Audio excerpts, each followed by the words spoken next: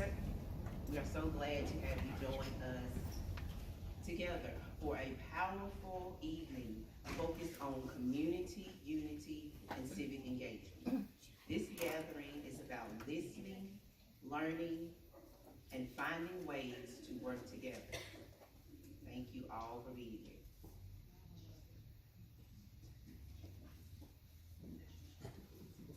I'm sorry, I didn't introduce myself.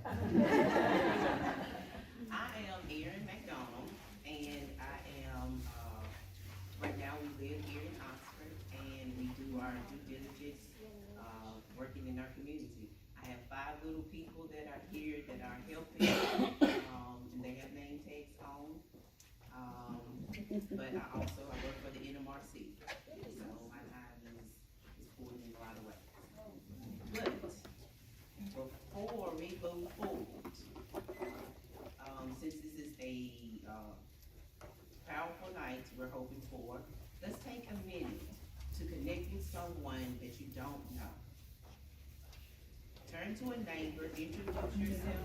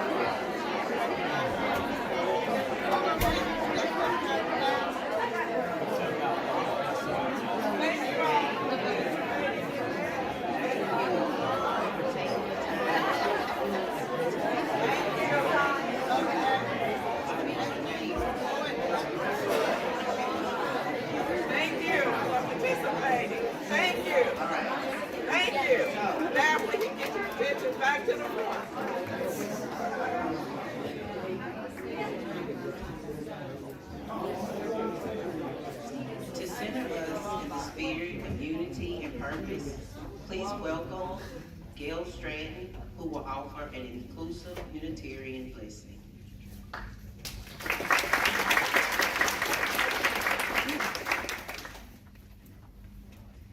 I'm going to start with a very short reading from James Baldwin. Nothing is fixed forever and forever and forever. It is not fixed. The earth is always shifting, the light always changing. The sea does not cease to grind down rock. Generations do not cease to be born, and we are responsible to them because we are the only witnesses that they exist. The sea rises, the light fails, lovers cling to each other, children cling to their parents. The moment we cease to hold each other, the moment we break faith with one another, the sea engulfs us. We will not let the sea engulf us. Please join me in a moment of prayer, meditation, whatever word works for you. Spirit of love, spirit of generative and creative renewal, we ask that your presence be felt by all who are here, who care about this state and this country. God of many names and God beyond all names, we ask that you be here with us now. I'm grateful for each person here, and I'm grateful for all the ideas that will be expressed. I hope that our representatives can be grateful as well, even if they're not here. Their constituents want to see them, and it takes real courage to speak at events like this. We honor that courage. And I'm grateful too for this gloriously diverse world we live in. I value and celebrate the diversity of this state. In addition, we live in the most religiously diverse country in the world, and I invite everyone to translate words if they need to for it to make sense to them. Spirit of love, help to demand and insist that our government reflects our diversity and serves all the diverse needs of our people. Many, many people in our country and state are hurting. Many have lost jobs. Many are sick, and it is hard to navigate the medical system. And many, many are being denied health care. Many are being targeted for removal. People are scared and don't know where to turn and who to trust. We ask that your mercy be felt by each of us so we can offer mercy to each other. We ask for wisdom, lots of wisdom for our elected officials, that they may remember who they serve in their elected positions. Help us speak truth, the truth of our lives, our hopes, our fears, our needs. Help us to see the deeper possibilities in working together and working for the betterment of all of our neighbors. May we be open to renewal and new possibilities. And may we never cease to hold each other or break faith with each other. May we remember our sacred responsibility to our children and their children. And may we learn from the wisdom of our ancestors. We are all connected in beautiful, surprising, and glorious ways. May the spirit of wonder and hope be our companion, and may we move forward towards greater wholeness, greater love, and greater care. May it be so, and amen, and in the name of all that is holy, blessed be. Amen.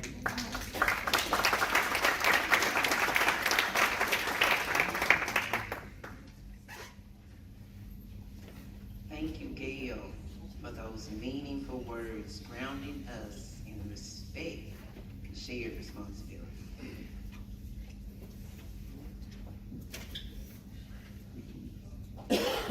Good evening.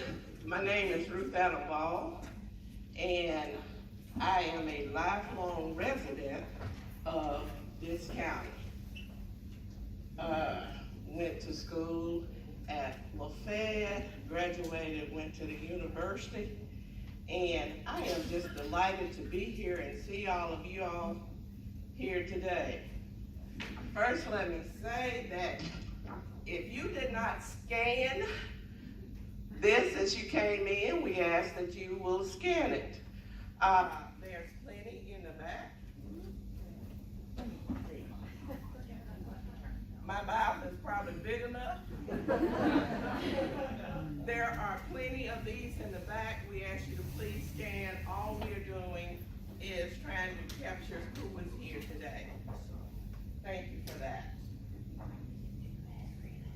And you won't turn it over to Elon Musk. We will not turn it over to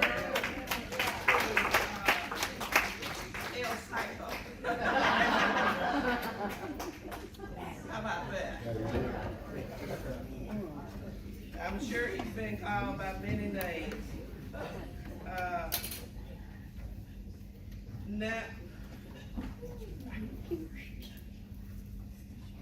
Now we are thrilled to welcome the soulful voice of Effie Burke, who will perform a song celebrating healing and community connection.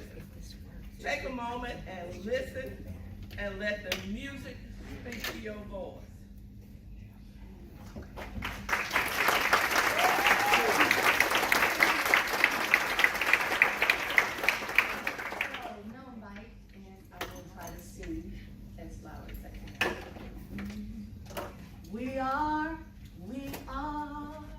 We're in this together.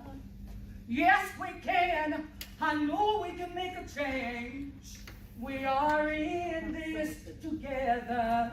Unity must be our plan. Unity must be our stand. We the people of America, we must stand together. It's our country, it's our liberty. We must protect democracy. Oh yes, we're in this together. Yes, we can. I know we can make a change. We are in this together. Unity must be our plan. Unity must be our stand. We need love in our hearts, and the truth will be our strength. You know our children depend upon the masses that we send. Oh yes, we're in this together. Yes, we can. Oh no, we can make a change. We are in this together. Let's bring peace. Let's bring peace. Let's bring peace and unity.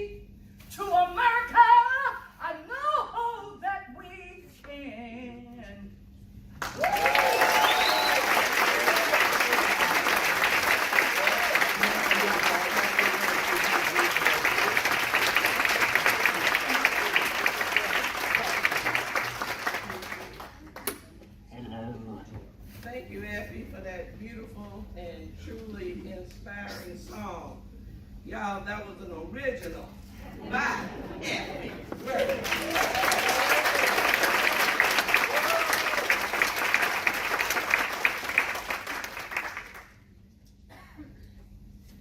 Now we will hear from our distinguished speakers.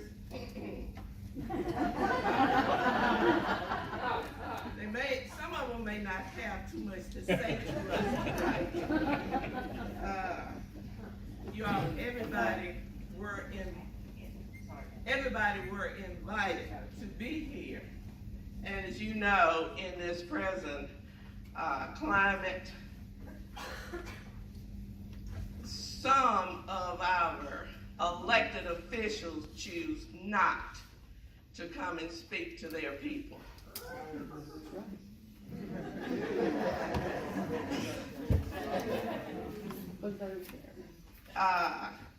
If you're okay with what you're doing, you don't have a problem telling other people what it is that you're doing.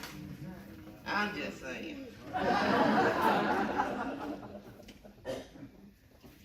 So at this time, we will ask candidate Ty Pinkins to please come forward. He's going to have 10 minutes to speak to you about what it is that he sees that we need in this country and why he is running for office. Ty.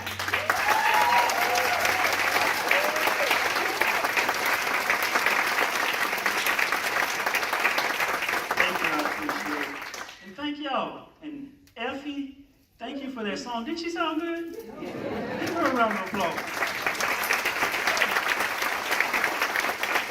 And I would like to give a huge thank you to the Lafayette County Dems for putting this together. Give them a round of applause.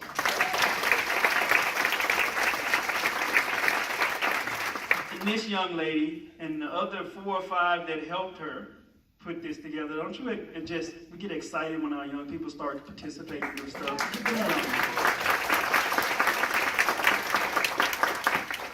I get excited. I've been doing this for a couple of years now. And over the past few weeks, I've been getting excited when I come out and I talk to people. Because when I look out at this audience, I see democracy. I see it in brown faces, white faces, black faces, Christian faces, Jewish faces, Muslim faces.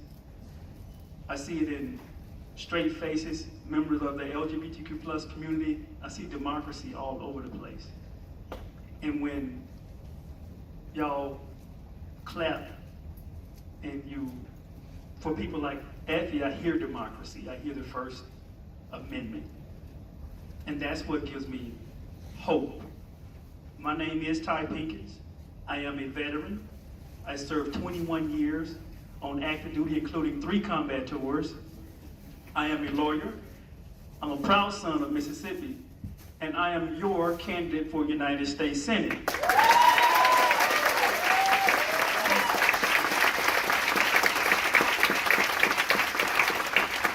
I'm also a writer.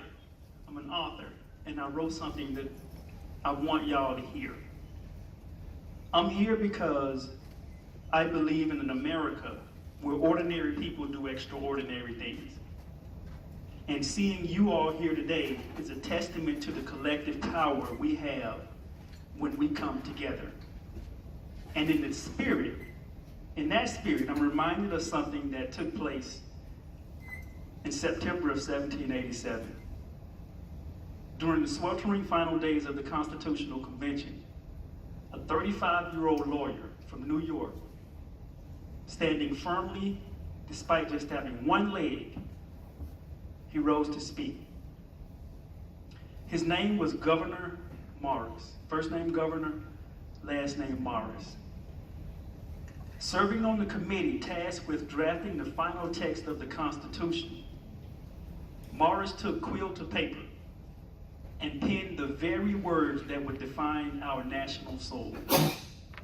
He wrote, "We the people of the United States in order to form a more perfect union, establish justice, ensure domestic tranquility, provide for the common defense, promote the general welfare, and secure the blessings of liberty to ourselves and our posterity, that's our kids, do ordain and establish this Constitution for the United States of America. The three most important words in that preamble are, we the people. The very heartbeat of our democracy. It reminds us that our government derives its legitimacy from us, that we hold the power to shape our collective destiny, and that we bear the responsibility to defend our freedoms whenever they come under attack. This evening, we gather here to protect that promise, to protect it against those who would tear it down. Throughout our history, every generation has faced a defining moment. Every generation. A moment when democracy was threatened, and the people had to choose whether to stand up or stand aside. Did you get it? Did you get it? In 1776, the Founding Fathers declared independence from tyranny, risking everything to create a government of the people, by the people, and for the people. In 1863, Abraham Lincoln stood on the battlefield at Gettysburg and reminded the nation at war that democracy must not perish from the earth. In 1944, young soldiers stormed the beaches of Normandy to defend freedom against fascism. And in 1965, civil rights activists marched across the Edmund Pettus Bridge, demanding that every American and our country live up to the promise of equality and justice for all.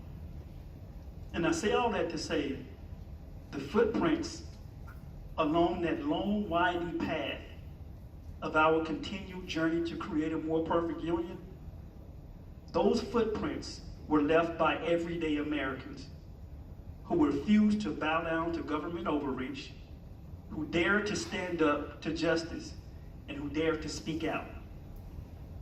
Our forebearers, shopkeepers, farmers, laborers, union organizers, nurses, librarians, teachers, suffragists, they taught us that we, the people, hold the power to transform our society when we refuse to sit down, when we refuse to remain silent, and when we refuse to give up.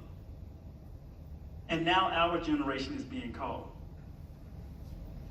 Not by history books, not by presidents or generals, but by the crisis unfolding before our very eyes. We have people in Washington, D.C. We have a person in Washington, D.C. that is attacking every element of our democracy. We have a person in Washington, D.C. that does not respect the idea of the three branches of government. We have people in Washington, D.C. that have capitulated to that idea, who are supposed to be in Washington, D.C. to represent you, but now it seems as though they have forgotten who they work for. It seems as though they have forgotten who they work for when it comes to protecting Social Security that you pay for. You invested your money, and you didn't even agree to it, but it's a good thing that we collect Social Security. It is. It's a wonderful thing. But our government said that you will invest your money into this program every single month with the promise that when you become a certain age, you get to benefit from your investment. But we have people that aren't respecting that promise, aren't appreciating the sacrifices that generations of Americans, our elderly community members, who we owe so much to, so much, have invested. Medicaid, Who's heard of the $880 billion that they're mysteriously going to find in this next budget? And economists say that you cannot possibly do it without cutting Medicaid, that children depend on, mothers depend on, low-income community members depend on. Here's a question. We have a governor in the state of Mississippi that refuses to expand Medicaid even though we're the poorest country in the nation. Right? But my question is, okay, you refuse to expand Medicaid even though we're the poorest state in the country. What happens to Mississippi when they cut in $880 billion extra out of Medicaid? Where does that leave this state? Where does that leave this state? And what are you doing to defend it? Nothing. What does it say when we have an executive branch that will literally ignore a 9-0 Supreme Court ruling telling you you have to? Remember, we still got Clarence Thomas on the Supreme Court. We still got Clarence Thomas. And Clarence Thomas joined the other 7 Supreme Court justices to say you need to do something, and we have an executive branch that says, no, we're not going to listen to you. We're not going to respect the co-equal branch of government, the judicial branch. And the branch of government that's supposed to hold the executive branch accountable, the legislative branch, just lays down. Just lays down and gives up your power.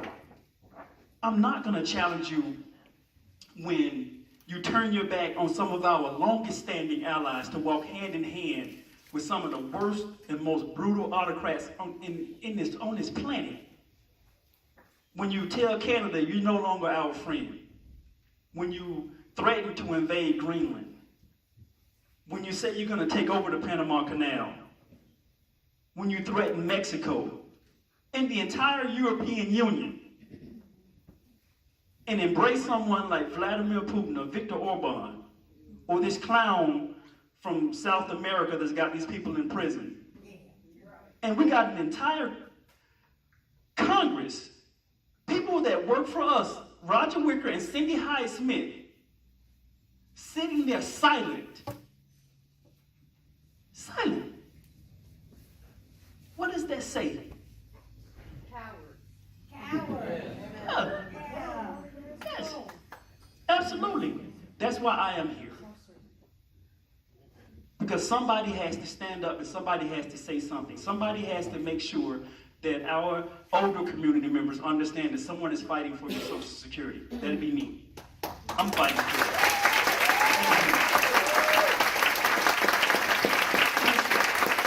It's important and it's personal to me. Today is Thursday, right? I've been moving around the state so much I don't even know what day it is. Today is Thursday. Yesterday, I drove 45 minutes to a trailer house out in the country in Rolling Fork. I picked an old lady up, my mother, 69 years old, and I put her in my car. She is. I put her in my car and I drove her an hour and 45 minutes to the doctor.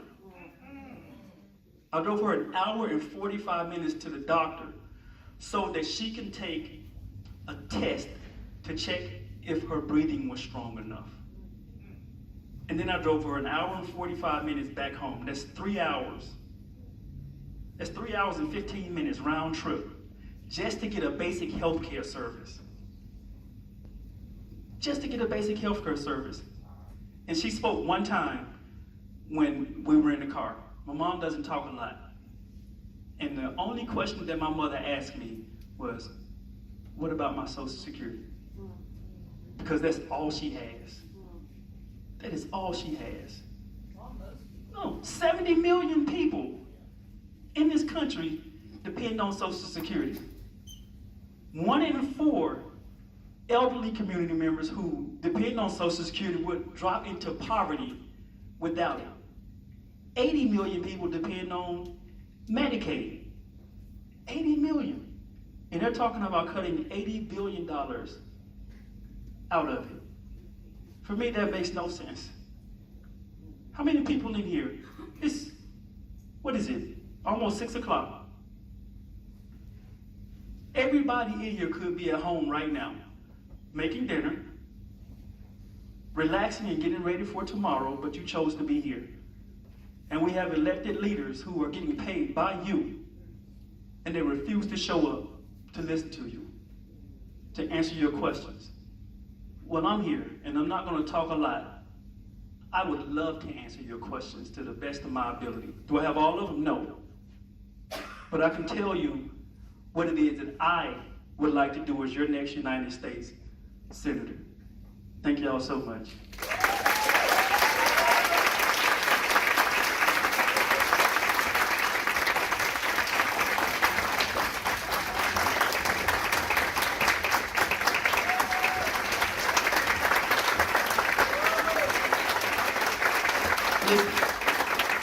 I've been doing this, thank y'all so much.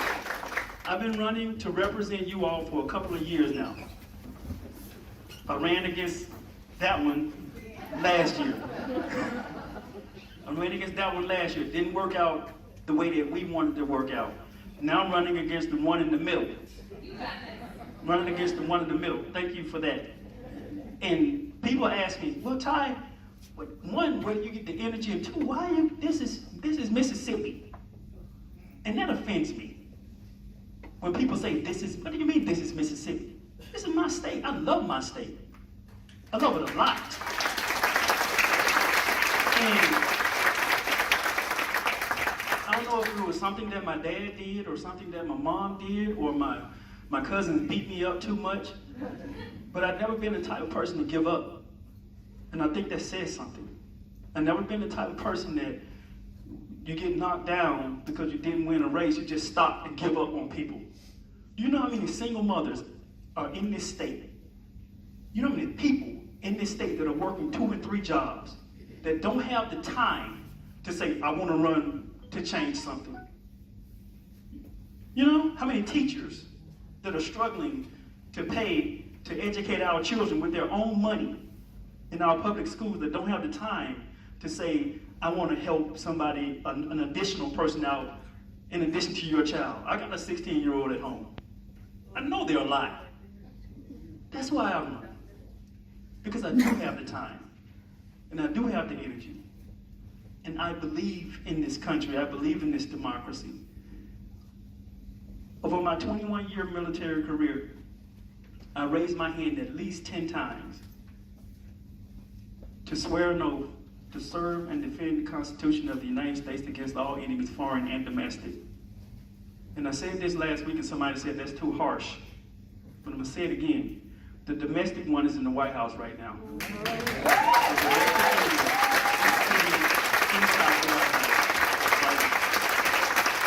I think we have to normalize pointing it out. We have to normalize, you're absolutely right. We have to normalize saying that. We have a domestic enemy sitting in the White House right now. Right now. You hear on the news all the time, whether it's MSNBC, CNN, Fox News, they say it, you've heard it, we're getting closer to a constitutional crisis. We're tiptoeing. We are in the constitutional crisis. The constitutional crisis is here.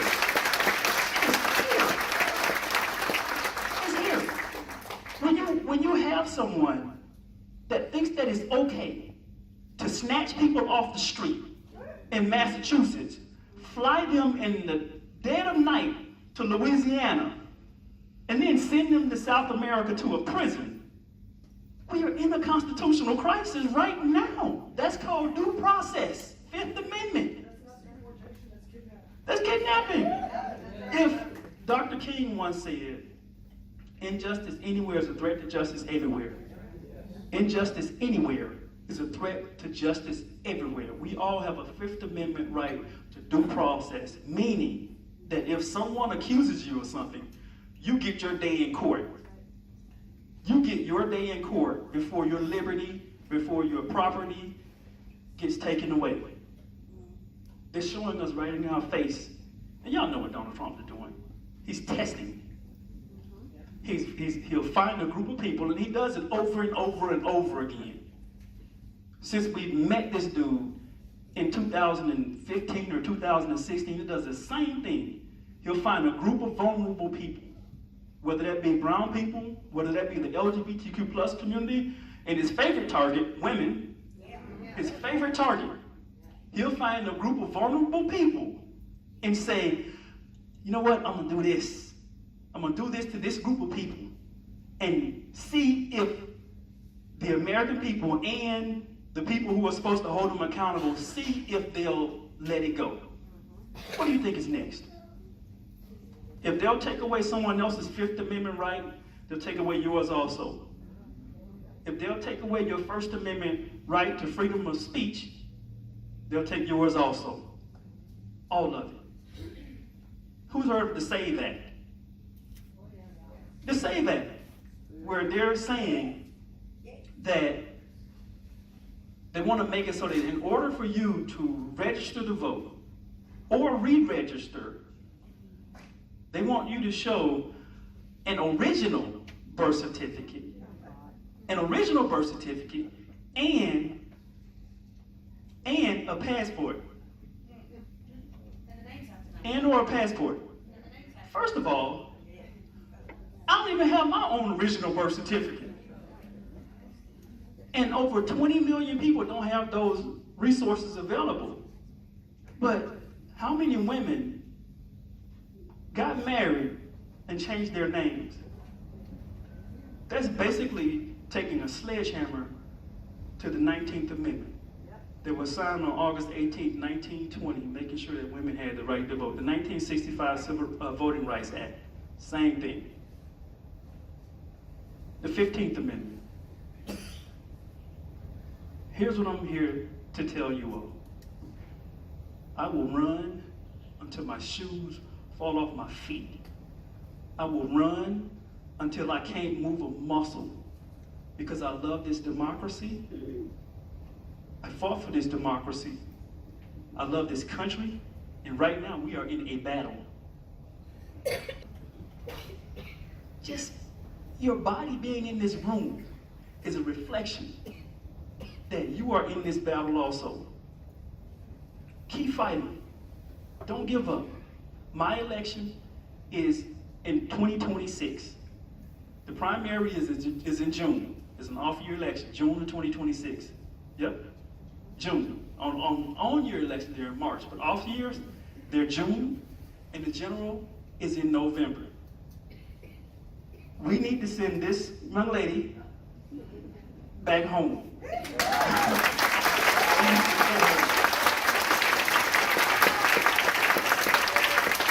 have a volunteer sign-up sheet in the back of the room. I need your help. I need you to contribute to my campaign so that my campaign manager can help me, so that all the volunteers we've had, and I'm gonna stop here in a second because I know you're in a rush. Over the past few weeks, this is how much Mississippians are paying attention. Over the past few weeks, nearly 300 people have signed up to volunteer for this campaign all across this state. All across this state.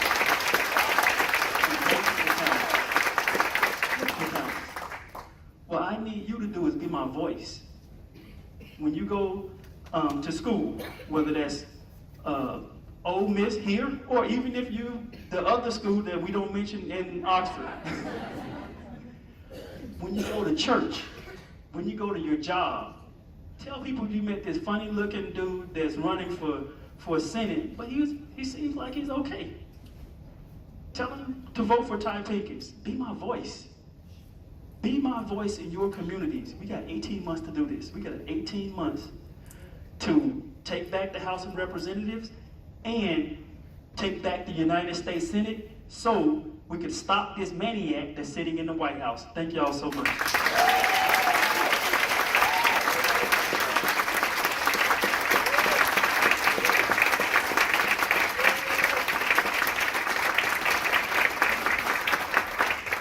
Thank you, Ty, for sharing your thoughts with us.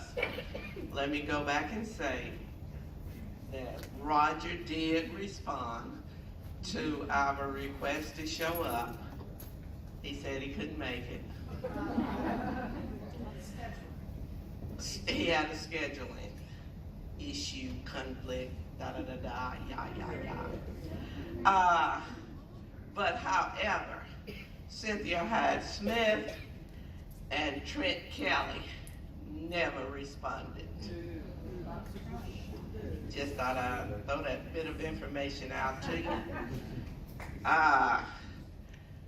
So if they don't think that you were important enough to come and answer some of your most pressing questions on issues that affect your everyday life.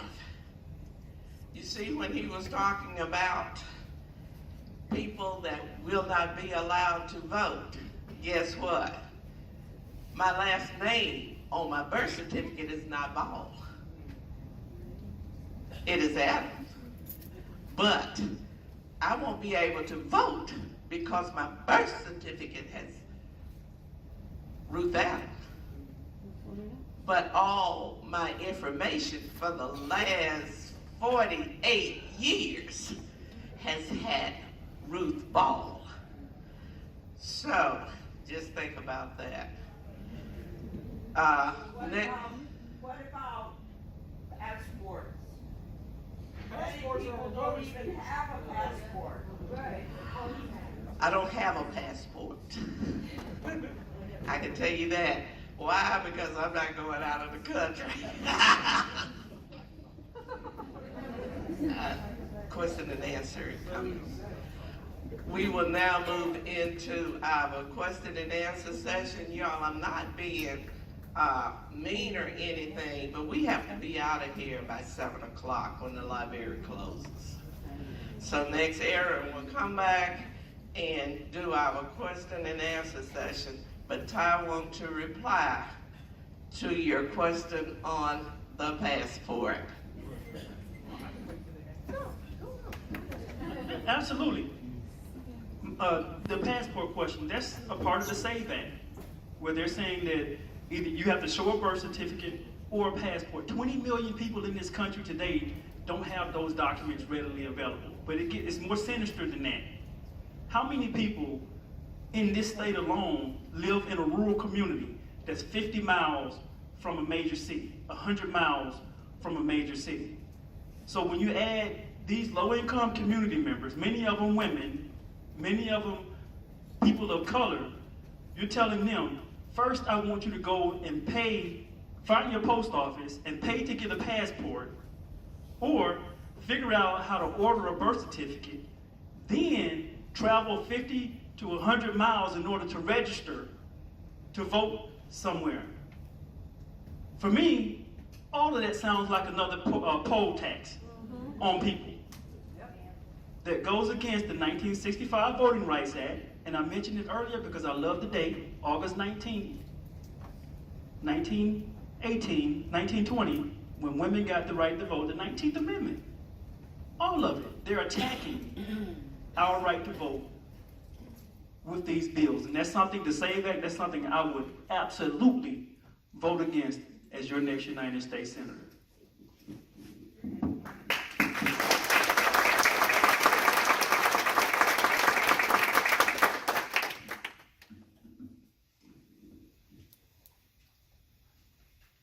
Okay, so we did reach out to the elected officials, and we're gonna have a couple of the constituents that reached out to read the question that they asked and what kind of replies they got back. So our first question, we have Susan Fino.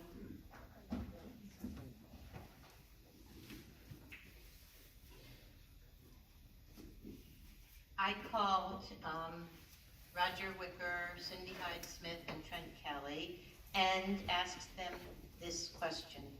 Diversity, equity, and inclusion, DEI initiatives often center on the idea that a more diverse and inclusive environment leads to better business outcomes, increased innovation, and a more just society.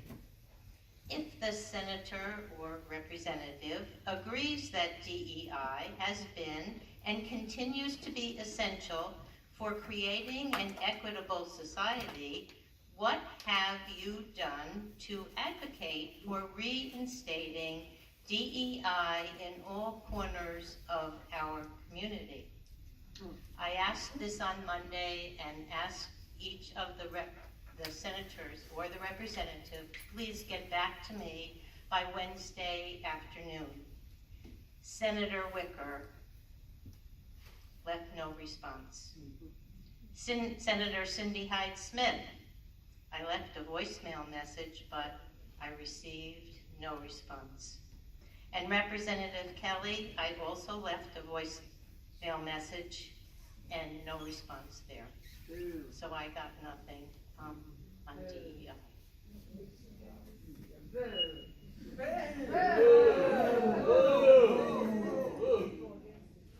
I'll give you an answer on diversity, equity, and inclusion.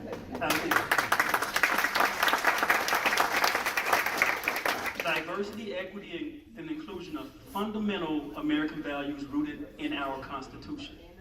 They are rooted in the Constitution. When you talk about diversity, checks and balances, bicameral legislation, 3 branches of government, freedom of religion. You can practice and praise any God that you want to praise.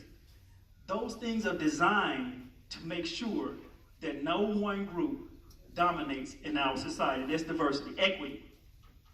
We got 50 states, from California to Mississippi. Regardless of how large or small a state is, every state gets 2 senators. That means that everybody gets a fair voice in the United States Senate. Equity, inclusion. How more inclusive can you get than we the people? How more inclusive can you get than we the people? Those values are fundamental to our democracy and to the United States of America. I served 21 years, I told you I served 21 years in the military. I served with black people, brown people, white people in combat. And those same people protected me when I was getting shot at in a foreign land. Those same soldiers, those white soldiers, picked up a black or brown American soldier who had fallen in combat. And those same black and brown soldiers picked up a white soldier when he got hurt. And those same members of the LGBTQ plus community who served in our military proudly, they helped everybody else. So diversity is what makes our country strong. Doesn't make us weak. What's happening when we have people like this that turn their back on diversity, equity, inclusion, they're basically saying they're turning their back on marginalized communities in our country. And one of those marginalized communities, and I keep saying it's women. It's women. And that is why I'm running. And that is why I need your support. Thank you.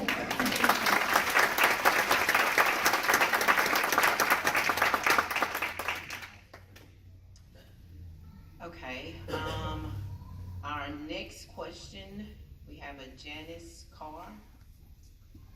She here?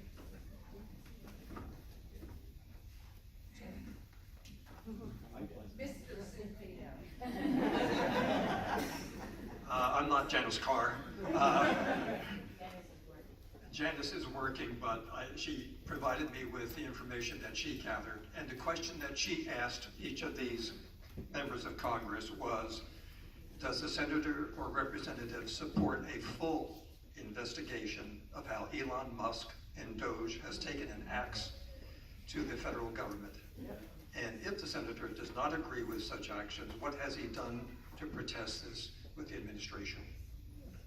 She did not receive a response from Senator Wicker, no response from Cindy Hyde Smith, and Representative Kelly's office said that Kelly does not make his public comments about any of the questions I had.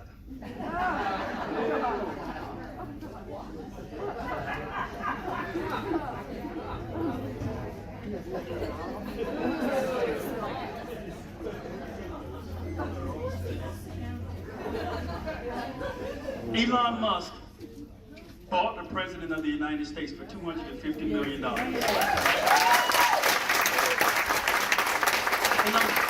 And I say it out loud because we have to normalize it. We have to normalize telling the truth. He bought a President of the United States. And a lot of us didn't watch it, but I did. At that inauguration, we saw the richest people in our country stand right there behind the President of the United States. 3 of them, Elon Musk, Mark Zuckerberg, and the guy that owns Amazon. Jeff Bezos. But further back in the room was the rest of the billionaires. Standing back there. So these people, that's why we need campaign finance reform. That is why we need campaign finance. Because they're saying it out in the open. They're not even hiding it. They're literally saying, I'm going to stand here and let the American people see that I own your President of the United States. And now we see the repercussions. Nearly 70,000 people are about to be cut from the Veterans Administration, cut from the VA. 10,000 people, USAID, closed down. The Department of Education, trying to gut that. Department of Defense, 5,400 people. We're not even going to talk about Pete Hegseth. We're not. Help me understand this.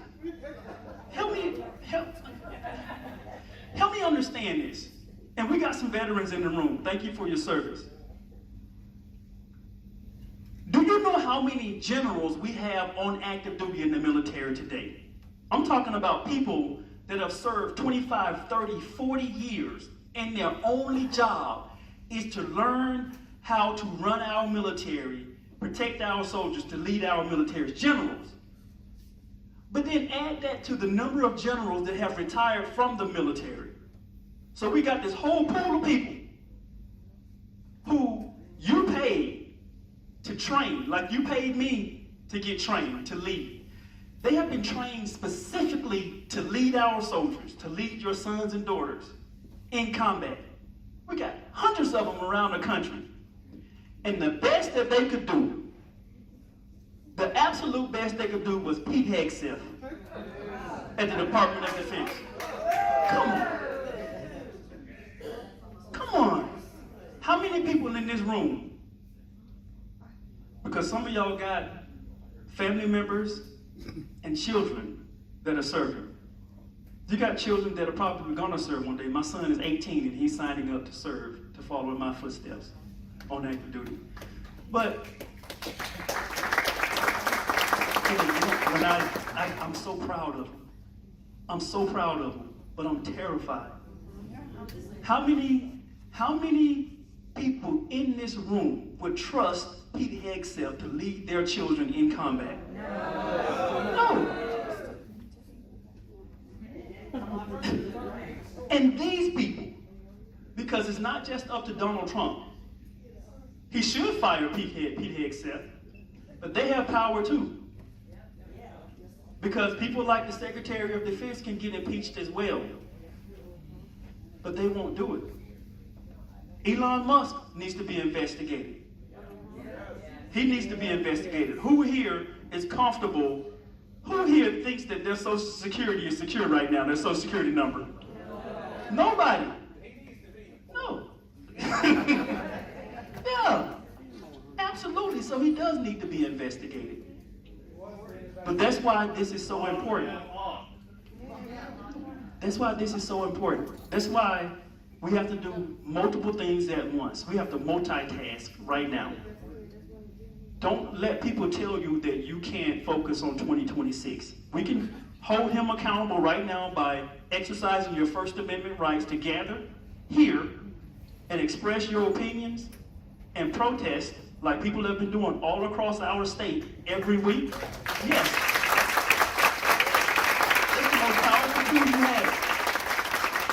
freedom of speech to get out and protest now, but what you can also do is organize and get ready for 2026. Organize and get ready, because that is our chance to take back our democracy from these people, from him and from them. I'm gonna stop yapping so she can ask the next question. Thank you. Okay, I think we might have time to get one more question in, possibly. We're gonna see. We have, is Tiffany Benson?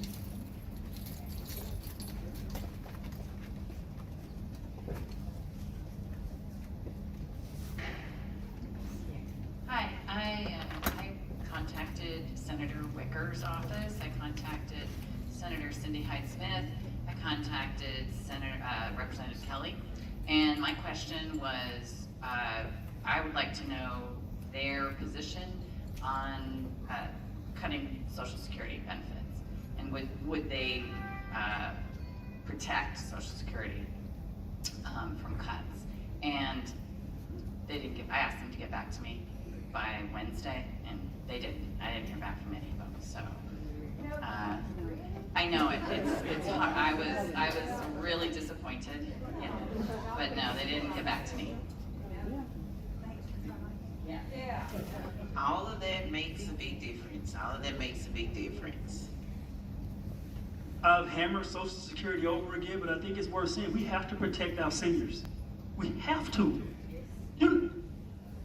Our seniors, if it wasn't for them, we wouldn't be where we are. And you invested your money into a system expecting a return when you turn 63, 67, 70 years old. You expected a return. And we got a clown in the White House right now that a few weeks ago, caused our stock market to tank. And then got on television and told his billionaire investors, this might be a good time to buy. This might be a good time to buy. At the same time that they are threatening to take away Social Security. But you know what they want to do? They want to privatize it. They've been trying to do that since the 80s. They've been trying to do it since the 80s. But I'm here to tell you that that is why I'm running. I'm running to fight to protect your Social Security. I'm running to fight to protect your Medicare. I'm running to fight to protect Medicaid. I'm running to make sure that members of the LGBTQ plus community get treated fairly. I'm running to make sure that women feel like their voices are heard in this community, in this state, and in this country when it comes to voting. That is why I'm running. And I'm running because I care dearly about our military. And it ain't just the military. It's our children. What happens? I stood on in a parking lot, and I know we're running out of time. I stood in a parking lot in Gießen, Germany, about 35 miles outside of Frankfurt. This was about 20 years ago. And 20 soldiers stood in front of me. I was, 26 years old. And a guy walked up next to me. I had never led anything. I had never even led a dog down the street to pee. But a gentleman walked up next to me, and he said, "You're in charge, these are your soldiers." I'm an introvert. I don't make fun of nobody. But I said, okay, I can do this. And I looked to my left, and the guy was still standing there. And he looked at me again, and he said, "Oh, in 10 days, y'all are going to war. You're going to take these 20 soldiers to war." The weight in that moment, and we did. We deployed to Baghdad. In the first few nights that we were there, we slept on the ground under the stars. While bullets flew all around and bombs blew up overhead. And we stayed there for 15 months. And I'm gonna tell you something, America, our soldiers are special. They are, we have some special soldiers. We have our young people will walk through a wall for this country. And I'm running because that trust that the American people have with the military, that level of confidence that we have in our soldiers, that's being eroded by somebody who never in his life wore the uniform. In fact, ran away from serving in the military. Yeah. That's why we gotta fight. And I get emotional and angry when I talk about the military, but we got to. You got a right to be angry right now. Yeah. So as we get ready to close, and I think that was the last question, I'm gonna give it back to this beautiful young lady right here. This is our democracy. All of us. Whether you're an African American, a white American, Hispanic American, whether you're a Christian, Muslim, Jew, whether you're a school teacher, a shopkeeper, or a bookkeeper, a librarian. This is our America. This is our democracy. It's our time to stand. This is our generation's moment to stand up for it. I need your help. I need your donations. I need you to volunteer, and I need you to be my voice in your community. Thank y'all so much.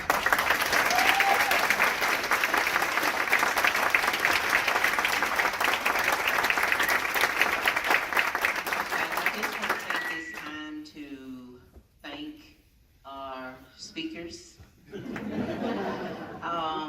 And we need to stay connected, stay active, and continue to lift each other up. We have some upcoming events, some upcoming marches. Give me 1 second. And we're going to keep you updated on them. We don't have the latest march just yet planned out, but we do have something coming. So just stay aware. We're going to stay reaching out to you all and let you know what's going on and what's the next move that we're working on to make sure that our voice and our opinions are heard. So just thank you all, and you can grab some of our flyers on the way out. Yeah. Before you start leaving, once again, if you did not scan for your attendance, please do that on the way out. Prouder. Who's taking the